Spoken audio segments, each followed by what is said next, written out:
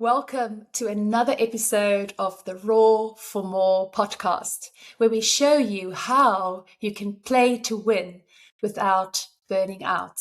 I am your host, Marilise de Villiers-Basson.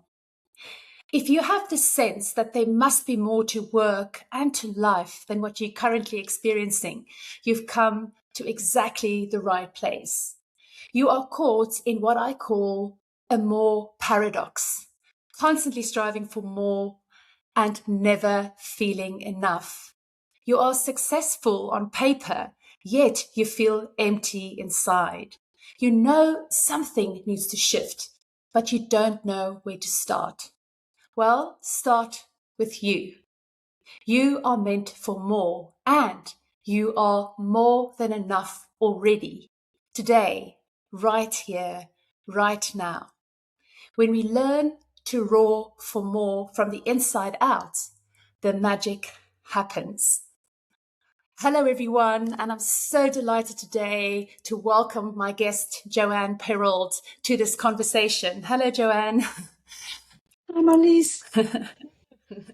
So, it's so great. Joanne and I've only met once before, but I loved our conversation so much that I wanted her to come on the podcast, and you'll soon know why. So let me just tell you a little bit about Jo. Is it okay if I call you Jo? Yes, please. Everyone calls me Jo. Amazing. Let's do that. Okay, so Joanne is the director, head coach, and trainer at Fathom, which she founded in 2021. And with over 2 decades of experience in leadership development, she's dedicated to helping leaders and organizations unlock their full potential. Her work is grounded in Virginia Satir's growth model, and Joanne uses these principles to, she applies that in organizational context, fostering resilience, self-awareness, and adaptive leadership capabilities. And really, what's so great about this is her belief, that leadership is not just about skills, but about evolving mindsets and capacities. So we're going to really dive into this today. But it's really about empowering leaders to lead with purpose, agility, and impact. So Joanne, I'm so excited for this conversation and cannot wait to hear more about you. First of all, I always start my conversations with knowing a little bit more about you as the person and, why Fathom? Why do you do what you do? Take us into a moment into your life which sort of sparked this and, allowed you to take this path. Thanks, Marlies. I'm so excited to be here and I'm very grateful for the invitation. I'm ready for an amazing conversation. You're welcome. If I think back now, where it all started, I actually started my career in a technical space. I was developing HR and payroll systems, and I did that. Gave me a very deep grounding in how technology works and how to build it and what goes wrong. And then I found the agile movement and I became an agile coach and trainer. And that gave me deep roots in processes and how work flows and what gets in the way of work. But through all of that, what I started to realize is that processes don't really work that well. Change doesn't really happen that well. Products aren't really delivered very well, and transformation can't happen if the people in those systems don't show up in the best possible way. And the way that people show up and their behavior has the biggest impact on the success or failure of projects, of transformations, of so many other things. And it's that behavioral shift that I started to really kind of think about a lot. And I always wanted to understand. I think I've always been very curious about why do people do what they do? Like why, when someone does something super strange and you're like, why did they do it like that? What drove them to that outcome, that outburst, that whatever it is? And I think I was also very curious about myself. And so that led me down this path, and I discovered Virginia's work. And Virginia Satir was a family therapist in the 70s and 80s in the US. and was quite amazing in the work that she did, really helping families. She believed that if you healed the family, you healed the world, which was really, really cool.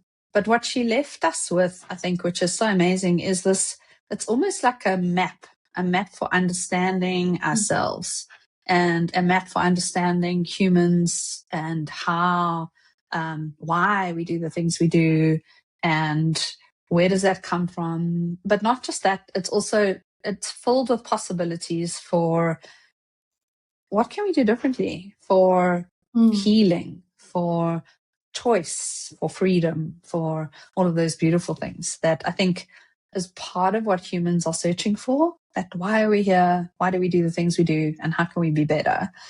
And I think that so finding that is what led me on a path of, feels like the world that we live in is asking very different questions now. And so how do we enable the leaders in our world to show up a little differently? Beautiful. And we connected on LinkedIn because you were asking these big questions and as part of research that you're doing. So just take us a little bit into what that is and what are the questions that you're asking. Yeah, thanks. That's a great question. So I was very interested in understanding, what's going on out there for people. What are the patterns? Are the patterns that I'm noticing the same across organizations, big and small? Are there things that are very definite? Are there things that are people focused, that are systemic? What's going on? And so I asked for a whole lot of different people from different organizations to talk to me. And I did 10 or 11 interviews across the board and got a sense of what's happening and what are people really struggling with out there. And it was really, really interesting because I think one of the biggest things that came up and was a huge pattern across almost everybody that I spoke to is that leaders, and not just leaders, it feels like everybody, but leaders specifically are being asked to deal with a level of complexity that is ever increasing, but it's a level of complexity that they don't always have the capacity to deal with. And that capacity, no one's helping them to grow that capacity. And so I guess the next question is like, well, what do I mean by capacity? Because that's a huge word that can mean many, many things in many contexts.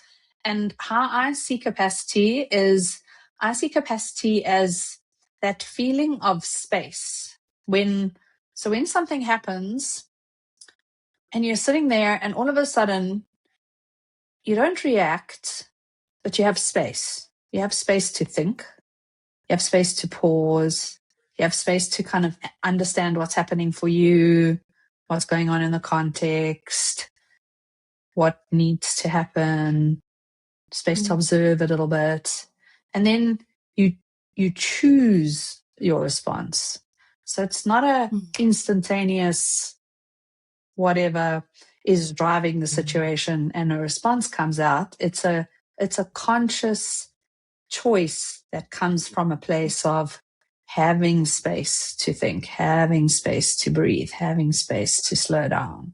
And I think that kind of capacity is what leaders need nowadays in this very, very noisy world. And I don't think we can send people on training courses to get it. I think that some kinds of training, yes, can help, but I think it's got to be very intentional and very experiential because it's a growing of this capacity that needs to happen. And it also needs space. People need space to grow. They need support for their growth. And I think that's a very, very important thing. And then we're really talking about a self-awareness conversation, right? So it's about, how do we show up as leaders, but in that space. I mean, I had a conversation with a friend this morning about just being present in today's times, is probably the biggest gift that you can give someone if you're showing up on a Teams or a Zoom, being fully present. We've got thousands of tabs open half the time, not just on the screen, but in our heads. And so how do we actually show up, and actually that self-awareness of, oh, I have to slow down, I have to create that capacity, I have to create that space, I have to respond mindfully. And I think that for me is really the opportunity. But then how does that work against this backdrop of acceleration, which is what AI is bringing, which is what just was happening? It's like we feel like we're constantly on this, hamster wheel. Yeah, it's so true. I love what you spoke about, that presence as a gift. I think I think that's in so many cases, that's kind of what's missing for people, that people being able to be really present for themselves and for each other. Because I think that's what helps to build this kind of capacity, is exactly what you said. It's a learning, it's a self-awareness and a presence where we're able to understand what's happening for us because we're present to ourselves. And also, when you build that, I think it also builds a muscle that allows you to, while the world is getting noisier and noisier and noisier, gives you the muscle that helps you to be like, hang on a second. The more noise that there is, the more I need to slow down. It's almost like, what's that saying? Like, if you can't meditate for 5 minutes, you should do it for half an hour or for like an hour, whatever it is. Yeah. Or if you're too Where busy. yes, if you're too busy to stop. You're too busy to stop. Yes. Yeah. Yeah, because like, if we don't practice these things, and if we don't make space for the practicing and the building of these muscles, then it's almost impossible. And I think like mindfulness is part of it. Self-awareness is a huge thing. Understanding the triggers and the patterns that we bring from our families, which is a very interesting part of Virginia's work. All of that kind of thing is very, very helpful in understanding, why am I reacting in a certain way, and who's in charge here? Because I think sometimes what happens is the person that's in charge of us is actually a 5-year-old, that's seeing a situation from back then and isn't present in the here and now. And so we're reacting from this place of, oh, the 5-year-old is now in charge. And I don't know about you, but I prefer it when my not 5-year-old is in charge. 100%. And I can relate so much because I also have a lot in my book around that sort of trigger to become that 5-year-old. Yes, And yes. that's, it's an instant thing. And if you don't catch it, if you don't, as I say, stand guard at the door of your mind, and you don't catch that, because it goes into your body so quickly, it really goes downhill, and it's a downward spiral. And then what I often do in situations like that is I react, and then I get emotional, and then afterwards I feel so bad because I should have known better. I should have, not allowed the person to affect me, like take my energy the way they did. And then I go into this blame and shame cycle, which is also not healthy. So I don't know if you want to say a little bit more about that, because I'm thinking this probably links very closely with Virginia's work, and I'm really curious to know, how do we actually put that into the context of the world of work? So how do we make it accessible to leaders and organizations, and how do we help in that space? Yeah, that's so beautiful. And I love what you're speaking about, because I think that there's an interaction model that like happens so fast, where we kind of we go from sensory intake, and all of a sudden we're in feelings, and then there's a response, and we're like, whoa, what happened here? And so learning how to pay attention to ourselves, and knowing, because I think that getting into that spiral of, because I also have one of those, that spiral of like, oh, I did it all wrong, and like the kind of guilt shame spiral, I call it, for me anyway. Yes. where I'm Me too. like judging myself and like unhappy about it, and all of those things. And what Virginia speaks about is this being able to be aware of ourselves, of what's happening, and it's not a muscle that happens instantly. It's something we build over time by reflecting on interactions past and what happened and those kinds of things. And then understanding a little bit about the part of ourselves that is the one that's kind of reacting in that space. What's that part? And what might that part be looking for? And then there's an element of creating awareness and acceptance for parts of ourselves.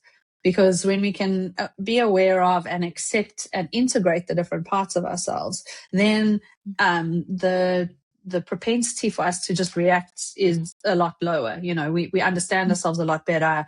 And so sometimes I find what happens for me is like once I have authorship of that part, then it's like I can see the part starting to get frustrated about something, and I can notice it, and I can be like, I think you need whatever it is. So my part, I have a Donald Trump part, but don't tell everyone too much about it.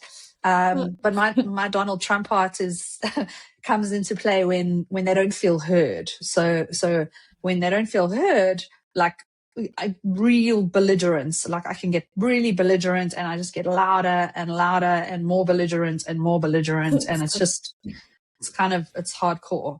And what I notice is that the people that you're trying to reach, or you're trying to, or you desperately need to hear you, they're hearing you less and less and less and less, the more belligerent you get, right? And so now I can see him coming, and he's usually got a drum with him, and he's like got his hat and his drum, and he's like getting ready there to like, oh! And and so when I see him coming, then I'm like, oh, okay, hang on a second. And then I can almost grab him and just like give him a hug and say, oh, it's okay. We got this. We got this. We got this. And then usually puts his drum down, and then I'm like, okay. And then if he picks it up again, I'm like, oh, give him another hug. We got this. And I think that that's the thing that really helps, because it's the difference that makes the difference for me. But it took me quite a while to get there. And I think that, so if we bring it back to like, how do we make this accessible to leaders? Because that's a really important part, is I think that, as we learn how to evaluate or notice ourselves, as we learn how to notice our parts, as we learn how to accept and have authorship of those parts, and there's different ways that, all of those things can happen, then the way that we show up for ourselves is a whole lot better. And because it's a whole lot easier, and because like I recognize my Trump part, and I can see him coming, and I can love him and give him a hug, because now I can also decide like when's the right moment for me to deploy, okay, now you can go out your cage, because now's a good moment for you to be you. 100%. Then gives me the ownership of that. And I think, as leaders, if you have ownership of those parts of yourself instead of the other way around, then how you show up for your teams, how you show up in spaces where things are difficult, how you show up in the hard conversations, how you show up and collaborate, how you show up to make decisions, all of that just feels more spacious and feels easier, because I'm not fighting all my parts at the same time as the other people, at the same time as the context, as the same time as all of that. Yeah. Beautiful.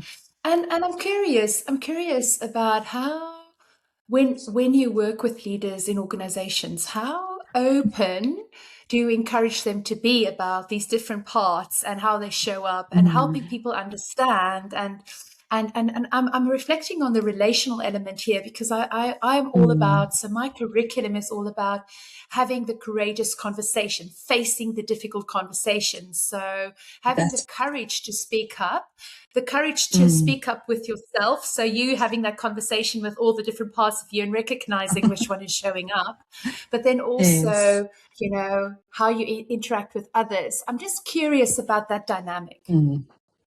Yeah, I think you've hit on something so important, because like it's the courageousness is huge, right? So so a lot of what I do is very focused on creating safe spaces where people feel like it's okay to bring themselves into a situation. So depending on the teams that I work with, and depending on the the programs that we're running, whether it's one-on-one coaching or whether it's a bigger group environment, you know, and how long I've been working with them, and the level of safety we've managed to create, then the depth will vary based on that. So yeah, so it's not always easy for people to go deep really quickly, and so it's so important to figure out, you know, where is everybody, what do they feel safe with for themselves and for this group, what's the level of safety that I can get to here, and then what can we do with that, you know, how do we help people to, like, a little bit more stretch, I call it, a little bit more. So I worked with an organizational leadership team a little while ago. We did something called a stretch lab, which was a really kind of a series of workshops, and each workshop was a little bit deeper and a little bit deeper into sharing some of these things, into understanding themselves a little bit better, and into understanding what that might mean for their dynamics as a group.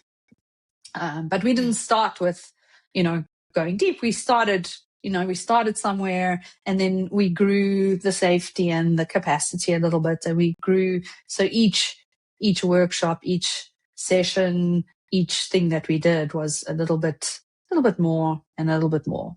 So yeah, because I never want people to feel unsafe. I never want people to feel like they can't, that it's too far. But I think that one thing that we have in common is this asking people to step into that courage, you know, to be a little bit courageous and to, you know, look inside a little, because I think sometimes it's scary to look inside. People are a little bit afraid of what they might find there, you know.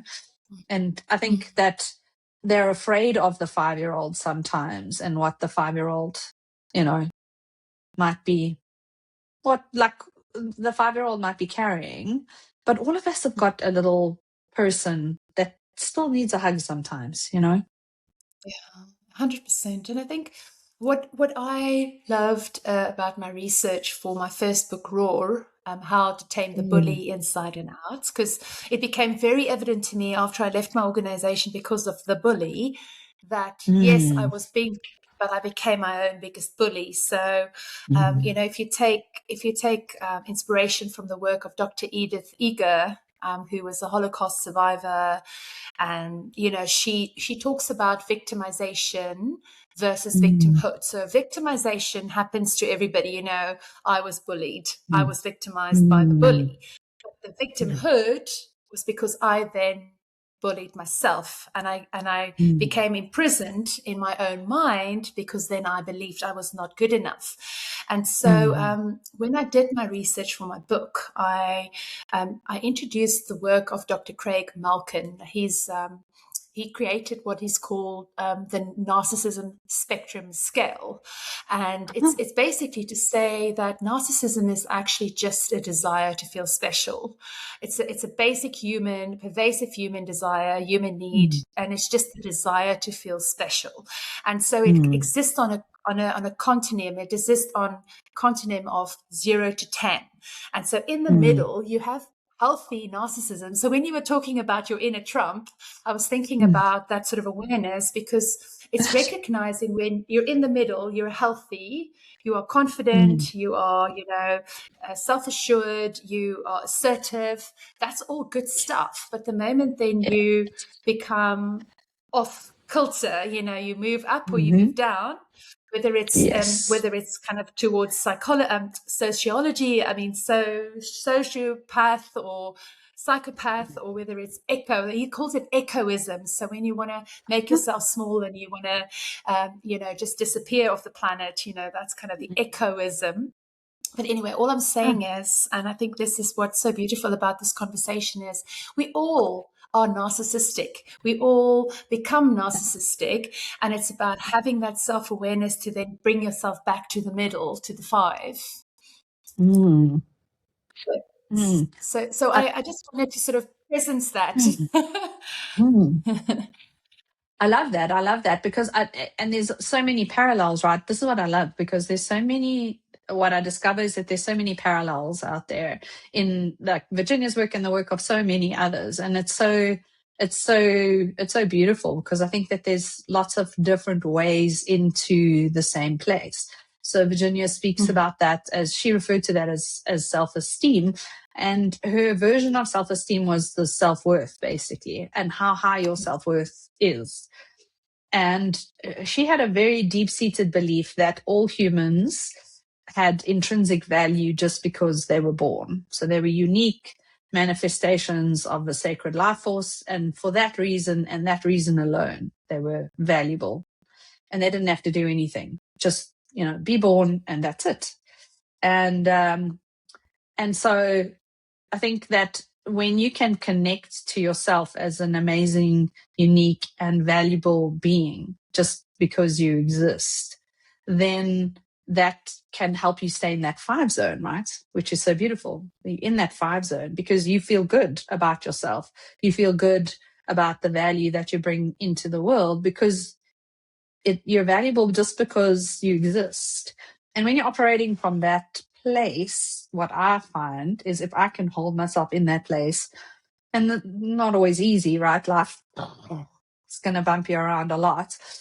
But when you can hold yourself in that place and operate from that place, it's so much easier to live in your own purpose, live in what Virginia called congruence, was when your insides and your outsides match, but also when you're balancing the needs of yourself and the other and the context at hand.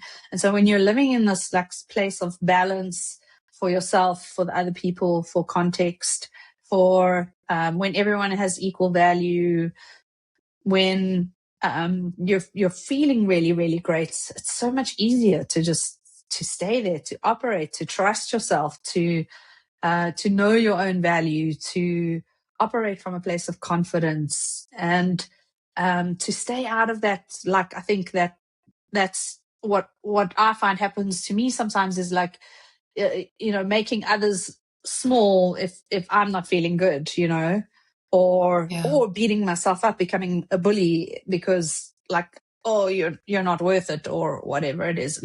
So staying out of those different zones, because I know I'm valuable, but just because I was born the same value as everybody else in the world,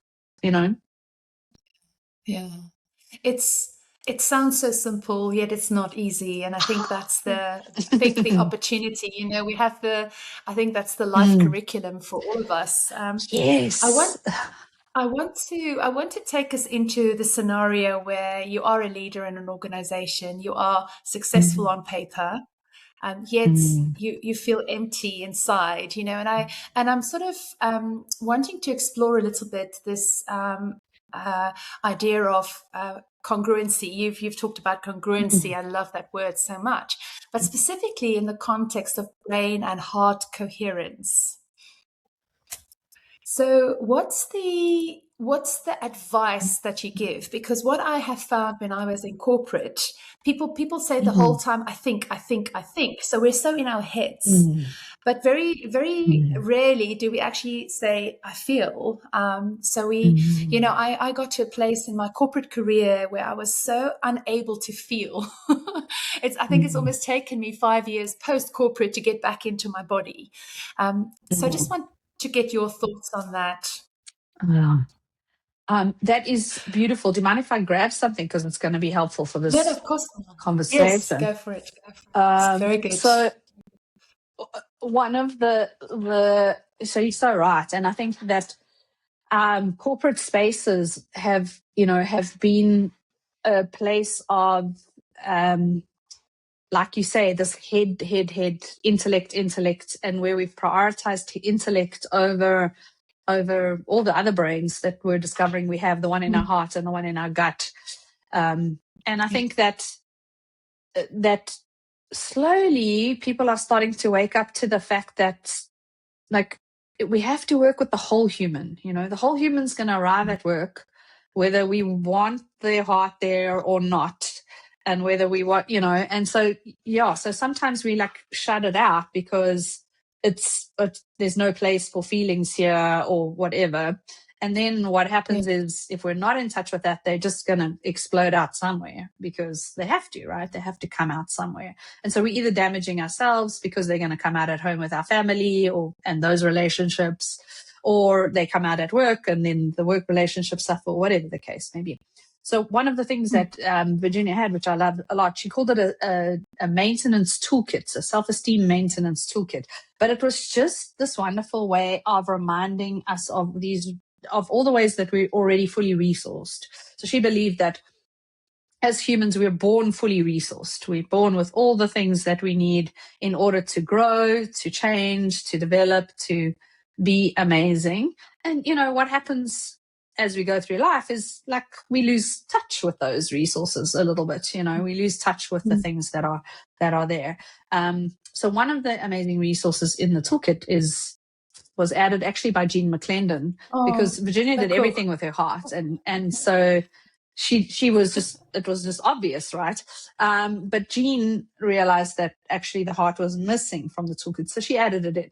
So the toolkit's got a few different things. It's got a courage stick to remind us to connect to our courage. It's got a detective's hat for our curiosity and our intellect, a wisdom box, because we all have inherent wisdom that, that's kind of like connecting to your gut brain. So the detective's hat is kind of like your brain, and the heart is your heart brain, and the wisdom box is your gut brain. That's kind of how I think about it.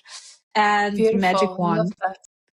Yeah. So the heart is what helps me remember to just be like, I've got feelings, and those feelings are valid. And they're telling me something. They're telling me something about what's happening here, and I need to acknowledge them. I need to notice them, and I need to figure out, like, where are they coming from? Are they coming from the here and now? And can I express them? Or are they coming from the then and there? And what's going on? How do I transform them? Yeah, that's so beautiful. I'm just imagining a CEO with this big heart in a meeting. I know, right? I think that's a bit of a stretch, but I think, wouldn't it be a very different world if we could get CEOs to have these hearts in their meetings? I mean, physical hearts. We're probably a little while off. I being silly. I think we're a little. No, you're right, but you're so right. You're so right. I think we are. I think we're so far off from that right now. Definitely, yeah.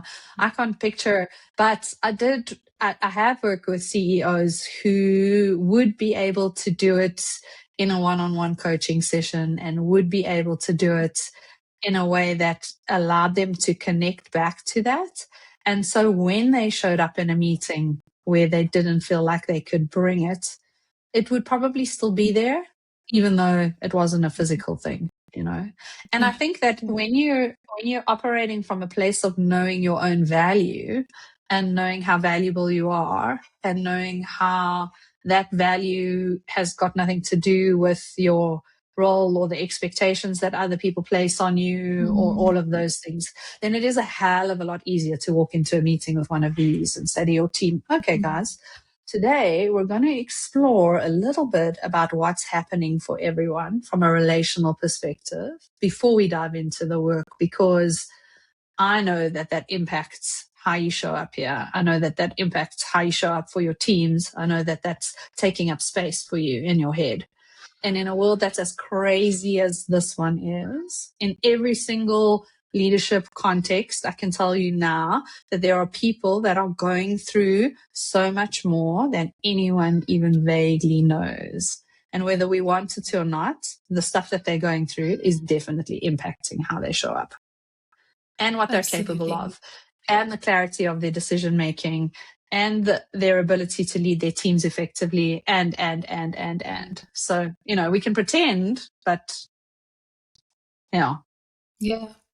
And I mean, if you look at what's happening in workplaces today, and if you look at the numbers and the statistics, there's, I think, on average a 21% engagement score.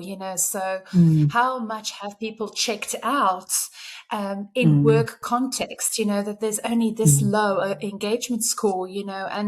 And it really breaks my heart. So because mm. I really want people to be able to bring their whole selves, as you said. Yeah. How can leaders Mm, and organizations really, really encourage mm, people to bring their whole selves? You've talked about psychological safety, so that's a key mm, piece.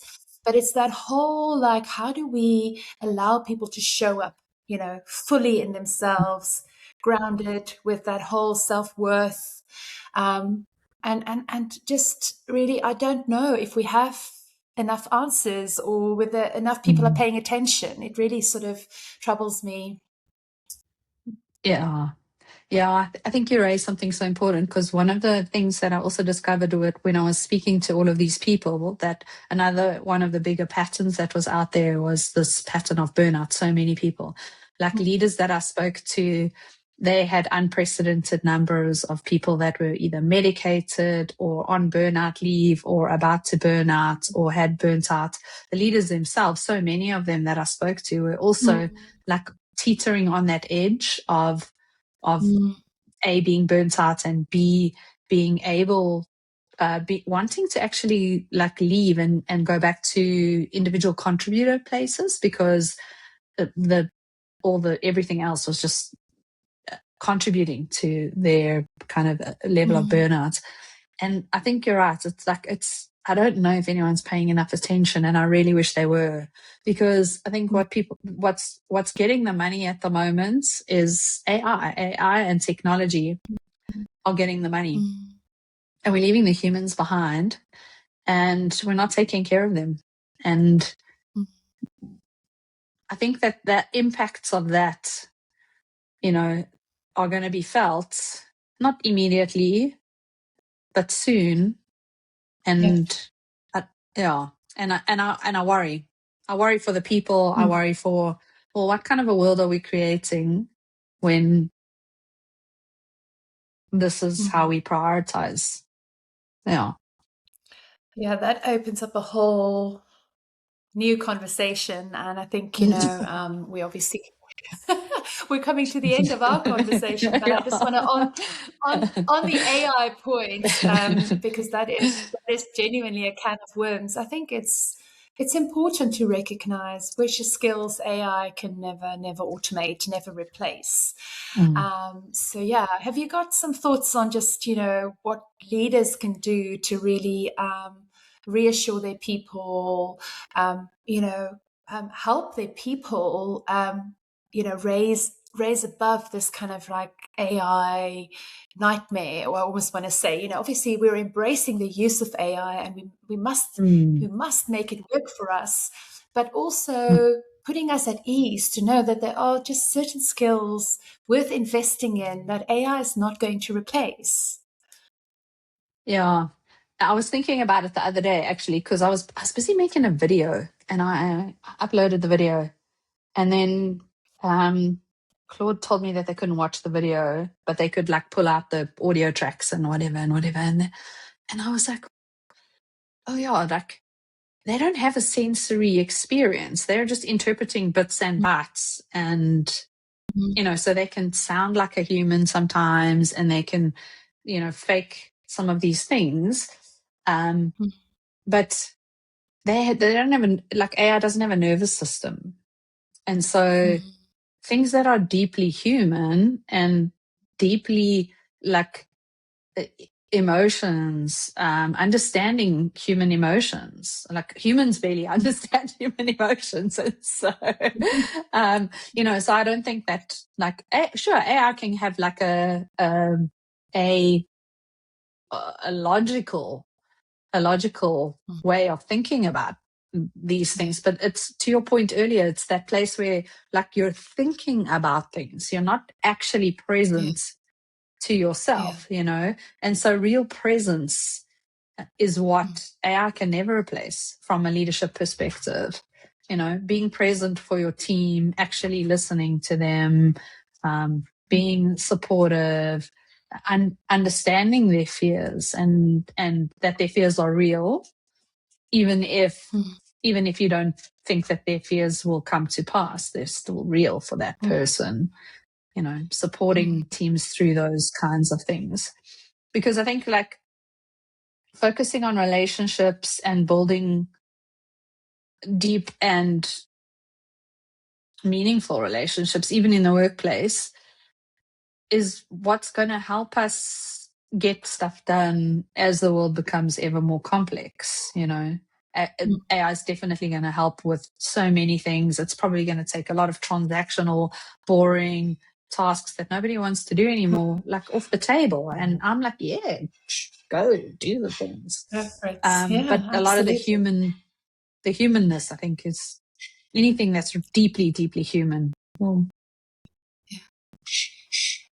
never be able to thank do. you. No, that is amazing, and I think that really for me is so exciting, and I think this is where I think there's an opportunity for leaders to become very, very, very in tune in tune with their people. And I often encourage leaders to make the development of their people their top priority. And I think sometimes that's a hard concept initially to grasp, because it's like, how can I make the development of my people my top priority? Surely there are managers, surely there are, there are HR people, there are learning and development consultants, there are change consultants. You cannot, as a leader, delegate that stuff. And I think that's what, many, many leaders unfortunately don't get, is that you cannot just throw the problem over the fence. The people development must be your top priority. And again, that for me is not new because of AI. It's always been there, but I think it becomes even more important now in this age that we're entering, which is very, very, very as you say, complex, so fast, and very unsettling. I think it's just that what you've described so beautifully is that fear that people are feeling, and how are we going to make fear, and how are we going to turn that fear into excitement, into productivity, into self-worth, which is ultimately what this conversation is all about. So I love this, and I'm gutted that we've run out of time. Joe, this was beautiful. I knew this was going to be beautiful. I mean, I think within a seconds of speaking to you, I knew that I wanted to invite you to have a longer conversation, because I loved your perspectives and the work that you do. So massive, massive thank you for joining me today. I really appreciate you. Thank you so much, Marlies. It was really, really awesome. Yeah, I really appreciate it. And so if people want to find you, I think it's probably best on LinkedIn and on your website. Yes. LinkedIn, Joanne Perold, and my website is fathom.co.za. Perfect. Amazing. Thank you so much. I loved our conversation, and I will continue this offline definitely in many months and years to come. So yeah, thanks for joining me. Thanks for joining me today. Everyone, if you enjoyed this conversation, please subscribe to the Raw for More podcast. It will land in your inbox as soon as we have a new episode available. But thank you so much for joining us today. Take care. Hey, everybody. Bye.